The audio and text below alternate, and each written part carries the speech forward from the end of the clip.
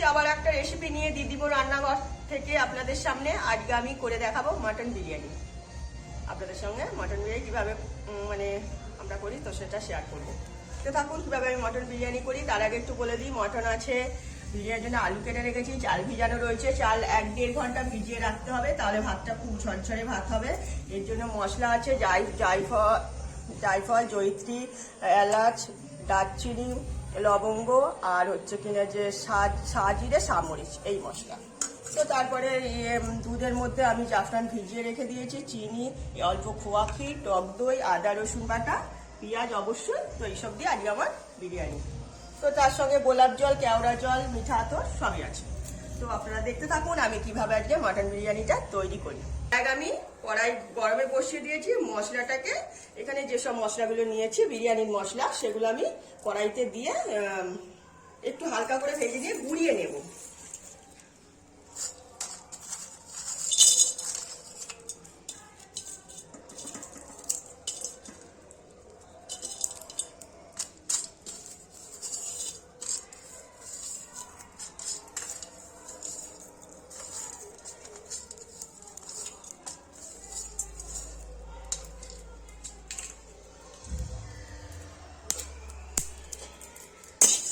চিনি আছে, মশলাটাকে ভেজে নিতে হবে, নইলে পরে বেশি জোর আঁচ দিলে পরে মশলাটা পুড়ে যাবে। তো তার জন্য চিনি আছে, বেশ কিছুক্ষণ ধরে ভেজে নিতে হবে। হালকা কালারটা চেঞ্জ হলে পরে আমি মশলাগুলো কড়াই থেকে তুলে নেব। তো আপনারা দেখতে থাকুন।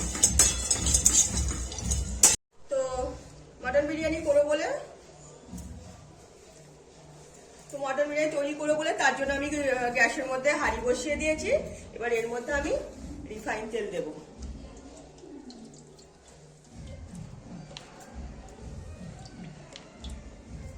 পরিমাণ মতো রিফাইন তেল দিলাম। তেলটা একটু গরম হলে এর মধ্যে আমি এই যে কাঁচা পেঁয়াজটা যে রেখেছি, কাঁচা পেঁয়াজটা আমি আগেই একটু পেঁয়াজ বেরেস্তা তৈরি করে রেখে দিয়েছি। তো এখন শুধু এবার বিরিয়ানি তৈরি করব, তার জন্য আমি পেঁয়াজটা এর মধ্যে ভাজবো। তো তেলটা গরম হচ্ছে, আমি মটনটা যাতে ঝাল নুন ঠিকঠাক মানে মটনের মধ্যে যায়, তার জন্য আমি অল্প করে একটু আদা রসুন বাটা এর মধ্যে হালকা করে একটু মাখিয়ে রাখছি, তাহলে পরে মটনের টেস্টটা বেশি ভালো হবে। অল্প একটু টক দই দিয়ে আমি আর অল্প একটু নুন দিলাম, দিয়ে আমি একটু মেখে রাখছি। মেখে রাখলে তাহলে মটনের টেস্টটা, অল্প একটু লঙ্কা গুঁড়ো দেবো এর সঙ্গে, তাহলে নুন ঝাল সবকিছু ঠিকঠাক হয়ে যাবে। অল্প দিয়ে আমি এটাকে মেখে রাখলাম একটু হালকা করে। এদিকে এতে হাঁড়িতে তেল গরম হচ্ছে, তো আমি মটনটা একটু মেখে রাখবো। সঙ্গে অবশ্যই একটু তেল দেব।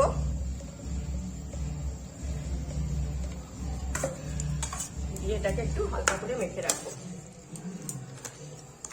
তাহলে মটনটাও একটু নরম হয়ে যাবে আর হচ্ছে মশলাগুলো এর গায়ে লেগে যাবে, তাহলে মটনের টেস্টটা বেশি ভালো হবে। তাহলে শুধু মটন ওর মধ্যে ছেড়ে দিলে সেরকম ধর টেস্টটা বেশি ভালো লাগে না, নুন ঝাল সব ঠিকঠাক হয়ে যাবে।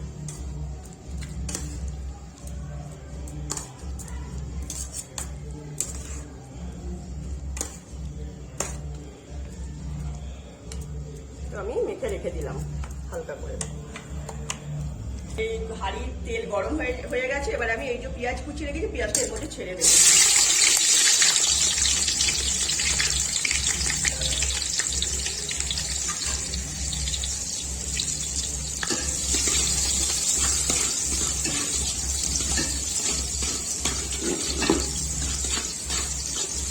পেঁয়াজটা একটু লাল করে ভেজে নেব। আমি বেরেস্তা পেঁয়াজ আগেই ভেজে রেখে দিয়েছি। তো এটা আমি মটনটা তৈরি করবো, তার জন্য পেঁয়াজটা বাড়ি।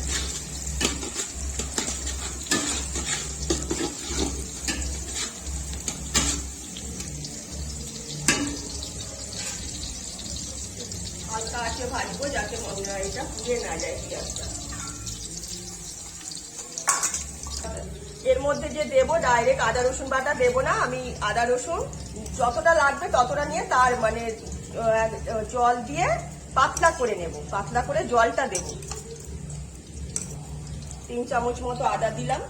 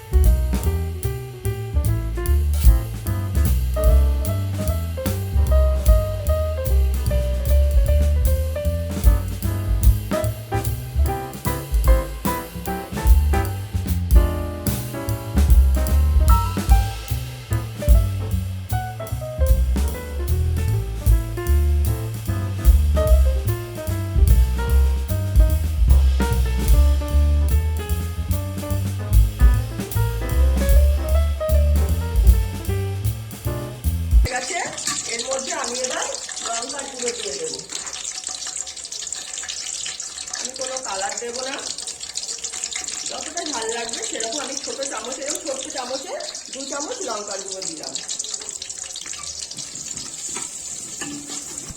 এবার আমি এর মধ্যে এই আলুগুলো ছেড়ে দেব।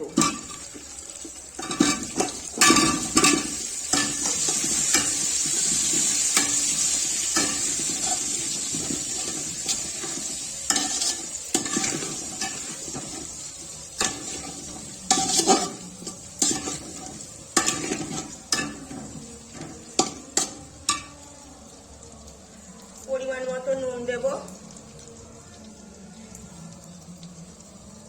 যাতে আলুতে নুনটা লেগে যায়।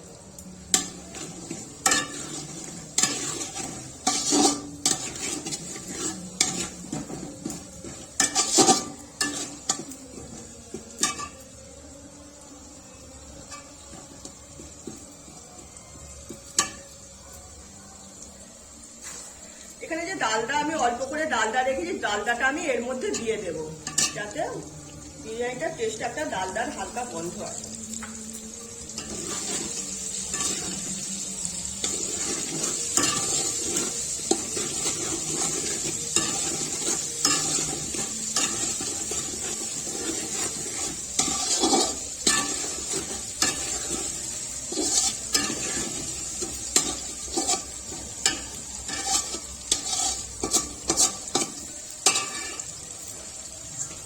এবার এর মধ্যে আমি ওই যে আদা রসুনের যে জলটা তৈরি করেছি রসুন দিয়ে, সেই জলটা আমি এর মধ্যে ঢেলে দেবো।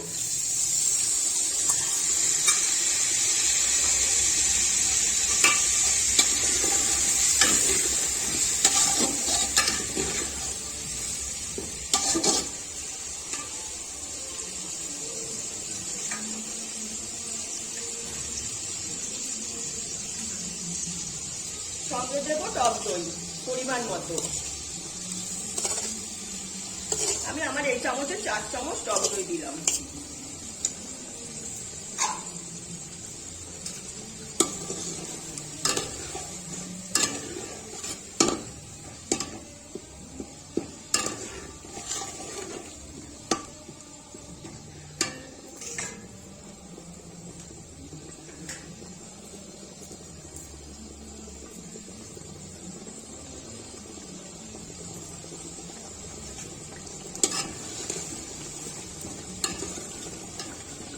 আমি এতে কোনো কালার ব্যবহার করব না, যাতে কালার ব্যবহার করছি না তার জন্য আমি কাশ্মীরি লঙ্কার গুঁড়ো একটু দেবো, যাতে কালারটা একটু ঠিকঠাক হয়।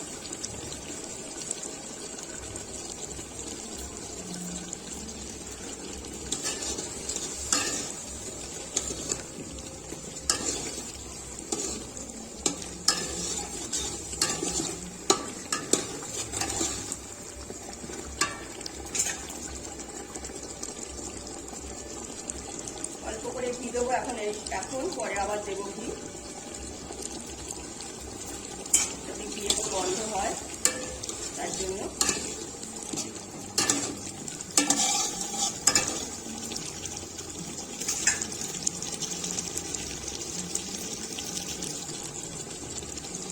ব্যালেন্সের জন্য যেহেতু টক দই দিয়েছি, অল্প একটু সামান্য মিষ্টি দেবো, 1/2 চামচেরও কম, যাতে কালারটা ভালো হয়।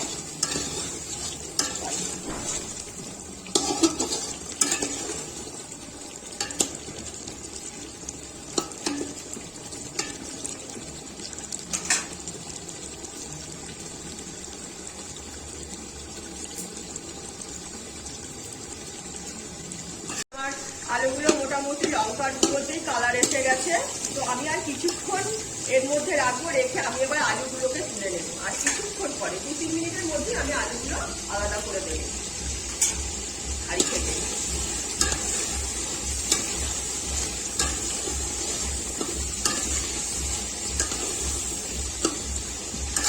এগুলো মোটামুটি ভাজা হয়ে গেছে, এবার আমি হাঁড়ি থেকে আলুগুলোকে তুলে দেবো। গ্যাসটা একটু কমিয়ে দিই।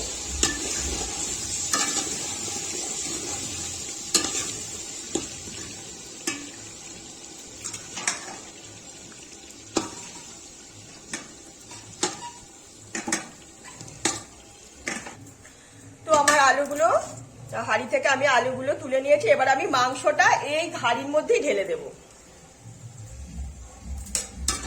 আমি যে মাংসটা হালকা করে একটু একটু টক দই, একটু আদা রসুন, একটু বাটা, একটু নুন দিয়ে রেখেছিলাম যাতে মাংসতে এগুলো একটু টেনে নেয়, যাতে মাংসের টেস্টটা ভালো হয়। তো আমি এবার এই জলের মধ্যে, এই হাঁড়ির তেলের মধ্যে এবার মাংসটা তৈরি করে নেব।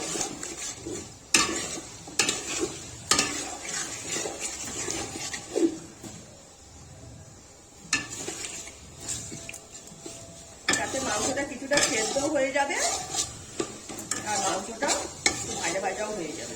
তো আমি এই তেলেতেই মাংসটা এবার তৈরি করে নেব।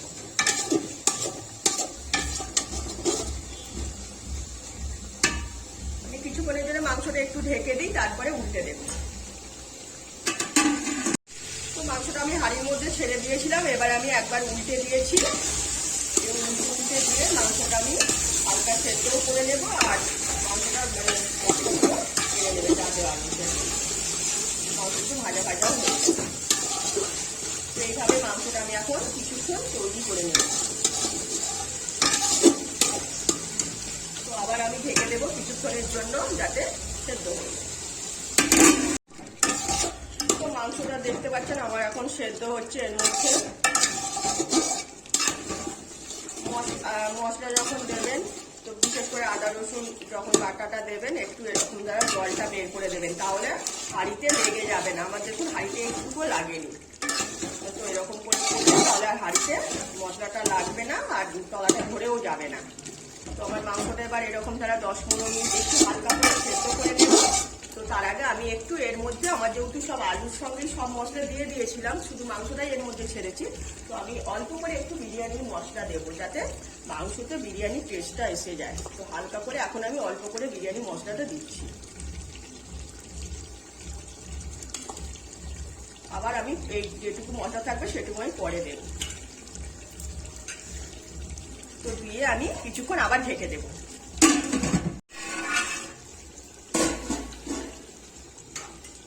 দেখতে পাচ্ছেন মাংসটা আমার সেদ্ধ হচ্ছে, একটুকু কড়াই হাঁড়ির মধ্যে লাগেনি, একদম ঠিকঠাক আছে। আপনারা যদি সেদ্ধ করতে অসুবিধা হয় হালকা একটু গরম জল দিয়ে সেদ্ধ করবেন। আমি কিন্তু টক দই আরে দিয়েছি তাই আমার জল বেরিয়ে গেছে বলে আমার আর কিছু জল লাগলো না।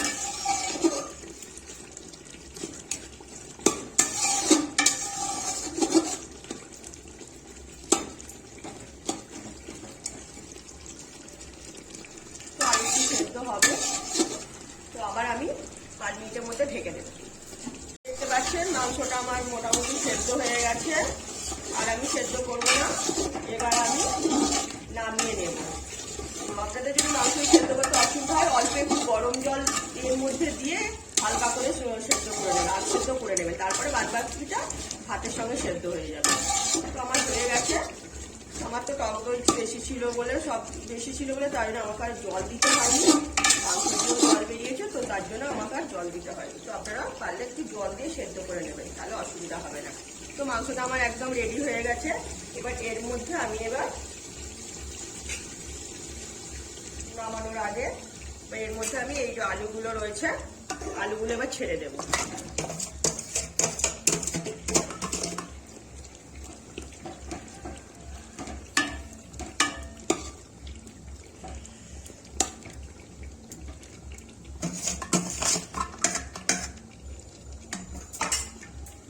একটু জল দেবো।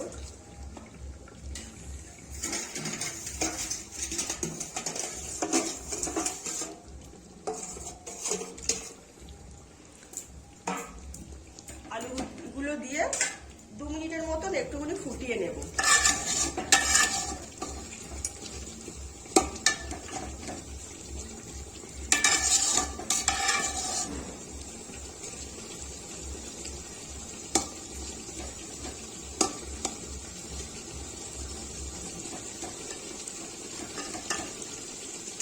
মাংস আমার রান্না রেডি হয়ে গেছে, বিরিয়ানি মাংস একদম তৈরি। এবার আমি মাংসটা নামিয়ে নেব। আলু মাংস দুটোই রেডি। বাদ বাকি আমি এবার ভাতের ভাত চালের সঙ্গেই সেদ্ধ করে নেব। তো দেখতে পাচ্ছেন আমি মাংসের হাঁড়ি নামিয়ে দিয়েছি, বিরিয়ানির মাংসের হাঁড়িটা। এবার এর মধ্যে আমি দিতে থাকবো।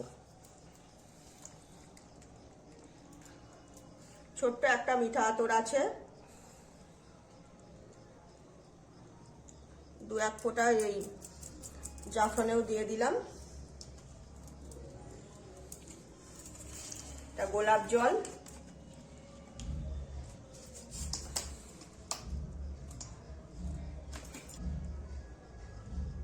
গোলাপ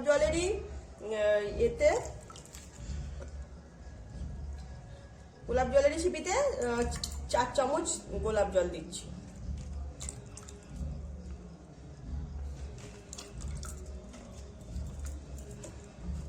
কেওড়া জল দেব কিছু,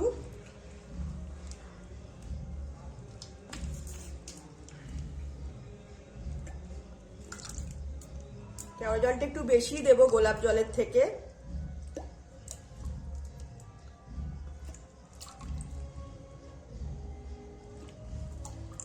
পাঁচবার দিলাম বোতলের মুটকিটা থেকে। এবার আমি এই দুধের মধ্যে যে দেওয়া এগুলো আমি মাংসের মধ্যে ঢেলে দেব।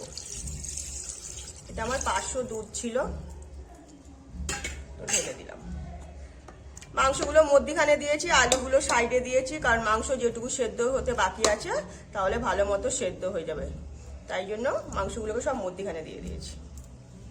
তো এর মধ্যে আমি এবার পেঁয়াজ যে ভেজে রেখেছিলাম বেরেস্তা করে সেইটা ছড়িয়ে দিচ্ছি।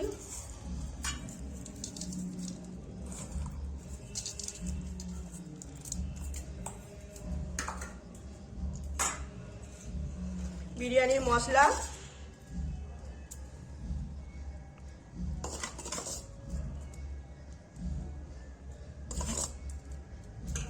দিয়ে দিলাম, আর এই যে খোয়া ক্ষীর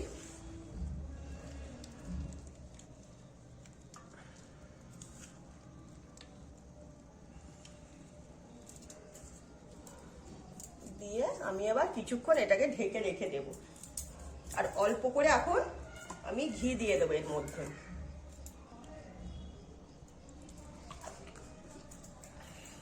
তো এটা আমি এবার কিছুক্ষণের জন্য ঢেকে রাখবো। ততক্ষণ আমি এবার এই যে ভাতটা তৈরি করে নেব। চালটা আমার ভিজানো আছে, তো বিরিয়ানির ভাতটা আমি রেডি করব। তো এর মধ্যে আমি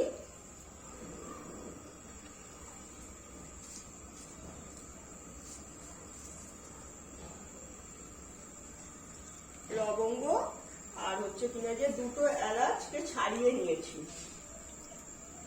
ছাড়িয়ে নিয়ে আমি এর মধ্যে দিয়ে দিলাম। আর নুন দেব ভাতটা তৈরি করার জন্য, যাতে ভাতে যেমন নুনটা লাগবে সেই পরিমাণ আমি নুন দেব। আমি 2 চামচ নুন দিয়ে দিলাম, পরে একটু দেখে নেব। তো জলটা একটু ফুটতে দেব, জলটা ফুটে গেলেও কিছুক্ষণ আমি এইভাবে ফোটাবো। তারপরে এই যে চালটা যে ভিজিয়ে রেখেছি এই চালটা আমি ওর মধ্যে দেব। অবশ্যই এই চালের জলটা দেব না, তো জলটাকে আমি ফেলে দেব, কারণ চাল ভিজানো হয়েছে বলে জলটা ছিল।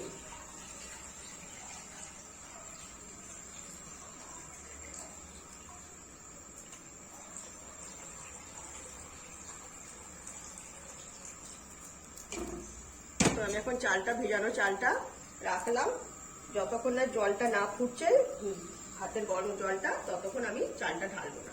ফুটে গেলেও 5 মিনিট ফোটাবো, ফুটিয়ে নিয়ে তারপর আমি এই চালটা এর মধ্যে দেবো। দেখতে পাচ্ছেন জলটা আমার ভালো মতো ফুটছে, 5 মিনিটের উপর হয়ে গেল এইভাবে ফুটছে। তো এবার আমি এই চালটাকে এই জলের মধ্যে ছেড়ে দেবো।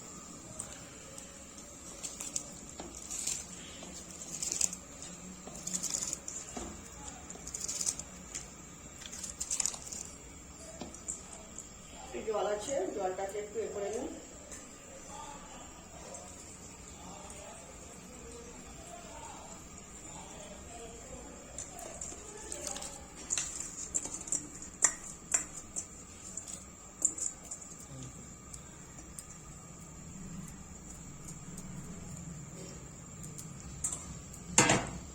আপনারা দেখতে থাকুন। তো ভাতটা দেখতে পাচ্ছেন চালটা আমাদের ভালো মতো ফুটছে। তো বেশিক্ষণ ফোটাবো না, অনেকটা শক্ত থাকতেই নামাবো, যেহেতু এটা মাটন, তো একটু এটা সেদ্ধ হতে দেরি হবে। তার জন্য অল্প সামান্য একটু নরম হলে আমি ভাতটা এই হাঁড়ির মধ্যে ঢেলে দেবো। তো আপনারা যখন ভাতটা করবেন অবশ্যই একটু নুনটা চেখে নেবেন ভাতে, কারণ ভাতে যদি নুন যদি ঠিকঠাক না হয় তাহলে কিন্তু খেতে ভালো লাগবে না, সেই বুঝে একটু দেখে নেবেন। দেখতে পাচ্ছেন আমি যে হাঁড়িতে একেবারে মাংস আলু সবকিছু মানে রেডি করে রেখে দিয়েছিলাম, মশলা টশলা সব দেওয়া রয়েছে, পেঁয়াজ বেরেস্তা, খোয়া ক্ষীর, তারপরে দুধ থেকে শুরু করে সবকিছু দেওয়া রয়েছে, গোলাপ জল, কেওড়া জল, মিঠা তো সবই দিয়ে রেডি করে রেখেছি। এবার আমি এই আধ সেদ্ধ ভাতটা এই হাঁড়ির মধ্যে আমি তুলে দেবো।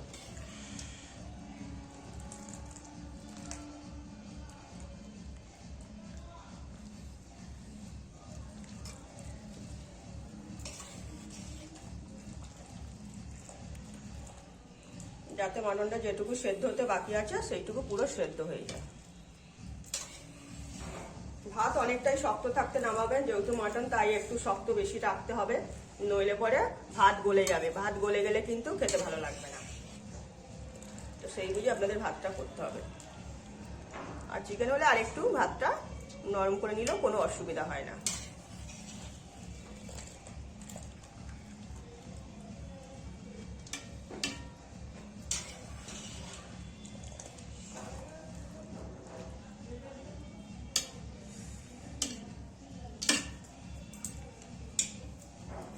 মধ্যখানে আমি একটুখানি পেঁয়াজ ভাজা যে আছে এটাকে ছড়িয়ে দেব, আর অল্প একটু খোয়া ক্ষীর রাখা ছিল সেইটাও দিয়ে দেব, আর অল্প একটু বিরিয়ানি মশলা ছিল সেটাও এর মধ্যে দিয়ে দিলাম।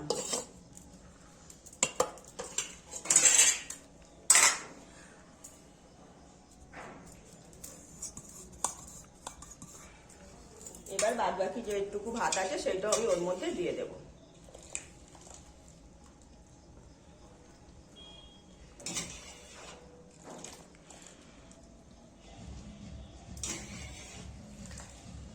আপনারা দেখতে থাকুন।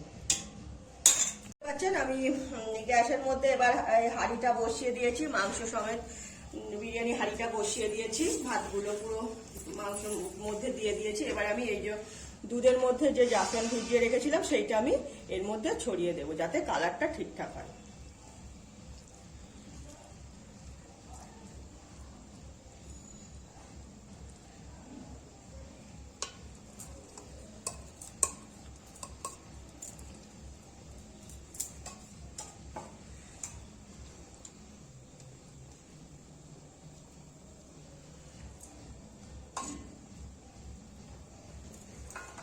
তো সঙ্গে ঘি দিয়ে দেব।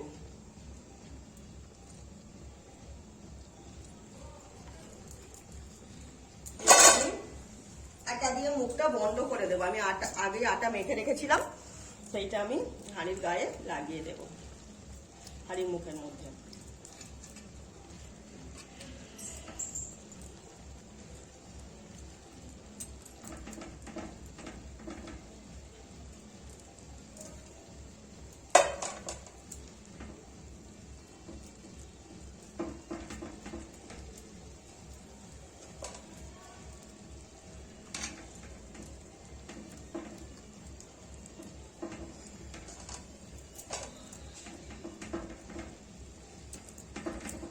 লাগলো না।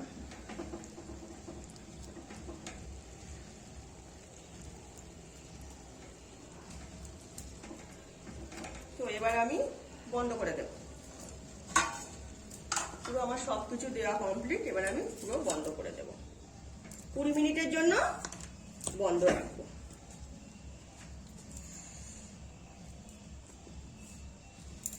দিয়ে হাঁড়ির মুখটা পুরো বন্ধ করে দিয়েছি, ঢাকনাটা।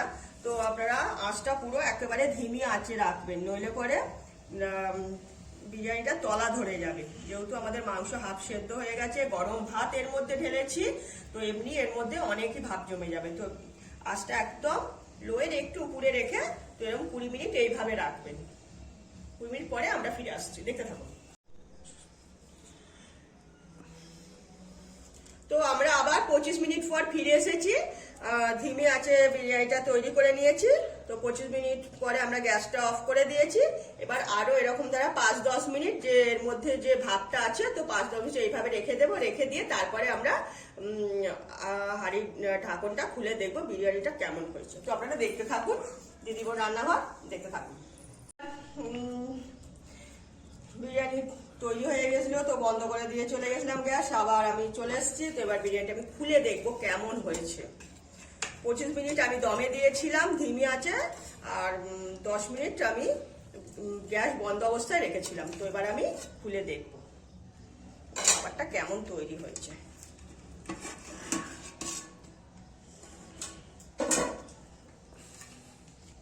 তো দেখতে পাচ্ছেন একবারে ভাতটা খুব সুন্দর হয়েছে। আমি এখানে নামিয়ে দিচ্ছি। তারপরে দেখুন খুব সুন্দর একটা গন্ধ বেরোচ্ছে খাবারের। তো অল্প করে আমি ঘি ছড়িয়ে দেবো, যেহেতু আগে অনেক ঘি দিয়েছি তার জন্য। তো আমার বিরিয়ানি একদম রেডি। তো আমার রেসিপিটা যদি ভালো লাগে সেই লাইক শেয়ার কমেন্ট করবেন। তো আমি সার্ভ করে দেখাচ্ছি বিরিয়ানিটা কিভাবে সার্ভ করবো, দেখতে থাকুন। মটন বিরিয়ানি আর সঙ্গে ডিমের কোরমা একদম রেডি সার্ভ করার জন্য। তো আমার রেসিপিটা যদি আপনারা এইভাবে ট্রাই করে দেখবেন, তো আমার রেসিপিটা যদি ভালো লাগে তো অবশ্যই লাইক শেয়ার কমেন্ট সাবস্ক্রাইব অবশ্যই করবেন। মটন বিরিয়ানির সঙ্গে ডিমের কোরমা জাস্ট জমে যাবে, কোনো কথা হবে না। তো আজকের মতন দিদিমোর রান্নাঘর এখানেই শেষ করলাম। সবাই ভালো থাকবেন।